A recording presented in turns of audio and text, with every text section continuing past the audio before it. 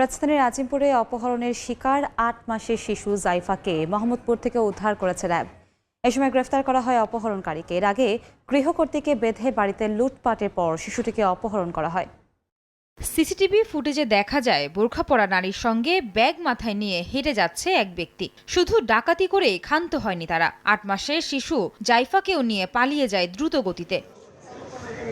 শুক্রবার সকালে Azimpur medical staff কোয়ার্টারের Bikrampur গলির এই বাসায় ঘটে লোমহর্ষক এই ঘটনা। প্রত্যক্ষদর্শী জানান, মেয়েকে নিয়ে ফারজানা আক্তার থাকতেন এ বাসায়। বৃহস্পতিবার রাতে এক নারীকে সাবলেট হিসেবে উঠান তিনি। পরে শুক্রবার সকালে ওই নারীর কাছে আসা কয়েকজন ব্যক্তি বাসা থেকে বিভিন্ন মালামাল নিয়ে বের হন। তাদের সঙ্গে ৮ মাস বয়সী ওই শিশুকে নিয়ে যায় বলে জানান নিরাপত্তা কর্মী। এর কিছুক্ষণ পরই চিৎকার শুনে হাত বাঁধা অবস্থায় মাকে উদ্ধার করা হয়। সাবলেটের উদ্দেশ্যে এখানে রাত ছিল, টাকা নিয়ে গেছে, প্লাস ওনার ব্যবহৃত